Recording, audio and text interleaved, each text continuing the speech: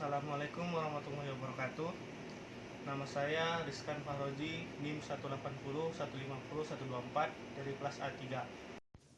Ya, di sini saya akan menjelaskan medan elektromagnetik dari buku Skaum bab 10. Yang pertama, kita bahas gaya dan torsi di medan magnetik. Di dalam bab ini akan membahas beberapa subbab. Yang pertama, gaya magnetik pada partikel-partikel. Yang kedua, kombinasi medan listrik dan medan magnetik. Yang ketiga, gaya magnetik pada elemen arus. Yang keempat, usaha dan daya. Yang kelima, torsi. Dan keenam, momen magnetik kumparan sebidang. Gaya magnetik pada partikel-partikel. Suatu partikel bermuatan yang sedang di dalam medan magnet mengalami gaya yang arahnya tegak lurus pada kecepatannya, sedangkan besarnya sebanding lurus dengan muatannya. Kecepatannya dan kerapatan fluks magnetik B ungkapnya yang lengkap diberikan oleh hasil kali silang, yaitu dengan F sama dengan Q U kali B. Jika medan B serba sama di dalam daerah tertentu dan kecepatan awal partikel itu normal terhadap medan tadi, maka lintasan yang ditempuh hanya akan berupa lingkaran dengan jari-jari R tertentu. Yaitu gaya oleh medan di sini besarnya F sama dengan Q UB dan arahnya menuju pusat lingkaran. Besaran percepatan sentripetalnya adalah omega kuadrat R sama dengan V kuadrat per R. Maka dengan N hukum kedua Newton yaitu Q UB sama dengan MU kuadrat per R atau R sama dengan M kali U per Q kali B. Perhatikan bahwa R merupakan ukuran bagi momentum linear MU partikel itu sendiri.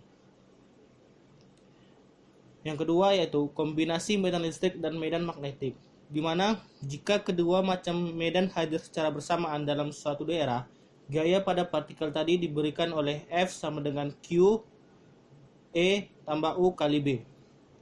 Kita masuk ada dengan contoh soal. Di dalam suatu daerah terdapat rapat fluks magnetik B sama dengan 5,0 kali 10 pangkat 4 AZ T. Dan medan listrik E sama dengan 5 kali 5,0 AZ V per M. Suatu proton QP sama dengan 1,672 kali 10 pangkat min 19 kolom, MP sama dengan 1,673 kali 10 pangkat min 27 kilo. Sama memasuki medan itu diteliti asal dengan kecepatan awal UO kurang 2,5 kali 10 pangkat 5 AX M per S. Penggerakan proton tersebut dapat memberikan kedudukannya setelah mengalami 3 putaran lengkap, yaitu F0 sama dengan Q dikali E tambah U0 dikali B sama dengan QP kali E AZ dikurang U0 BA Y. Komponen Z-nya yaitu komponen listrik konstanta menyebabkan percepatan konstanta dalam arah Z. Jadi persamaan gerak dalam Z adalah Z sama dengan setengah AT kuadrat sama dengan setengah kali Q P kali E per MP dikali dengan T kuadrat. Komponen lainnya, komponen magnetik yang berubah menjadi minus QPU BAR menghasilkan gerakan melingkar yang tegak lurus pada sumbu Z dengan periode yaitu T sama dengan 2 PR per U sama dengan 2 PMP per QP kali B. Gerakan resultan adalah gerakan sepanjang helix seperti tampak gambar 10.2, yaitu gambarnya seperti di bawah itu, yaitu Z vektor yang pertama E, B, X, dan Y, di mana U0 tadi Z sama dengan 1 per 2 dikali Q P kali E sama per MP dikali 3T kuadrat sama dengan 18 Pi kuadrat E kali MP per QP kali B kuadrat sama dengan 37,0 M meter. Gaya magnetik pada elemen arus. Suatu situasi yang sering dijumpai adalah di mana suatu penghantar yang dilalui arus berada dalam medan magnetik eksternal.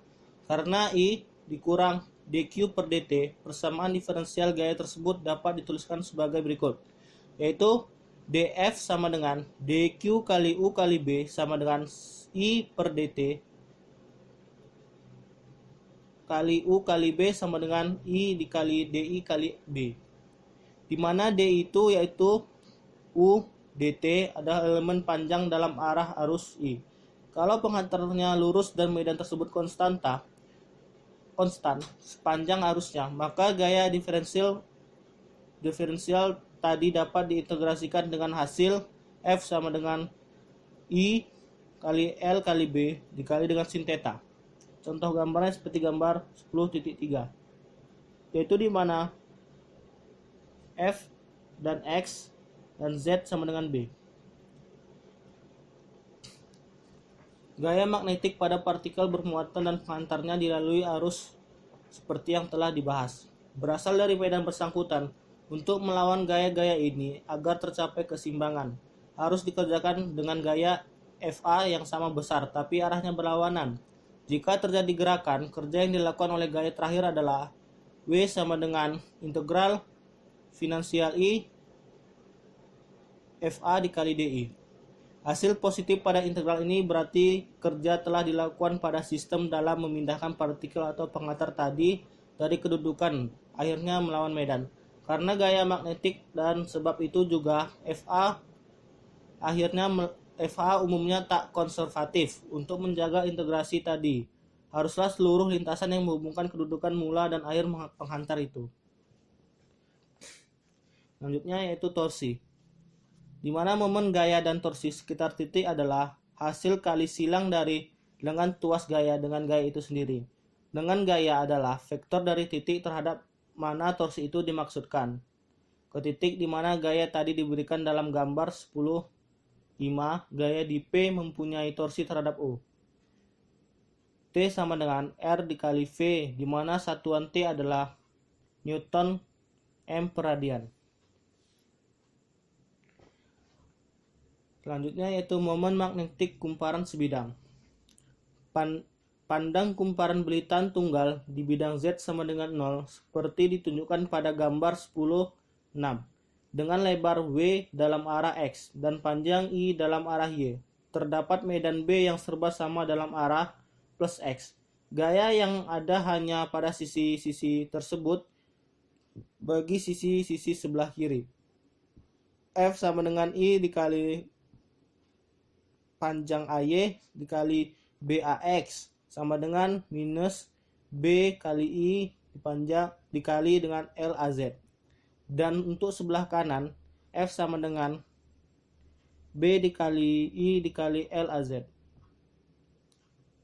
Lengan bagi torsi sekitar sumbu Y dari arus sebelah kiri adalah R sama dengan minus W per 2 AX. Ini hanya berubah tanda untuk dengan torsi dari arus sebelah kanan. Torsi dari kedua elemen arus kemudian menjadi T sama dengan minus W per 2 AZ X dikali dengan minus B kali I kali L AZ ditambah W per 2 AX dikali B kali I kali L AZ sama dengan B kali I kali LW minus AZ sama dengan B kali I kali A minus AY. Dengan A adalah luas kumparan, dapat ditunjukkan bahwa ungkapan ini berlaku untuk kumparan bentuk yang sembarang dan terhadap sumbu manapun yang sejajar dengan sumbu Y. Momen magnetik M harus lingkar sebidang, didefinisikan sebagai I dengan vektor satuan norma ditentukan dengan menerapkan aturan tangan kanan. Dapat dilihat bahwa torsi pada suatu kumparan sebidang dalam medan B adalah T sama dengan M kali B. Konsep magnetik ini penting sekali untuk memahami perilaku partikel bermuatan dalam gerakan mengorbitnya. Misalnya muatan positif Q yang bergerak dengan kecepatan tetap U atau kecepatan tetap sudut omega adalah ekuivalen dengan arus I sama dengan omega per 2 PQ. Sehingga ini membangkitkan momen medan magnetik. Seperti tampak gambar 10.7. Namun yang lebih penting bahwa di dalam medan B pada kumparan arus itu timbul torsi T sama dengan M kali B yang akan memutarnya sedemikian hingga arah M dan B cenderung menjadi sama. Dalam keadaan terakhir ini torsi tersebut menjadi 0 besarnya, yaitu dengan M sama dengan omega per 2 pi dikali Q AN. Sekian untuk bab 10, terima kasih.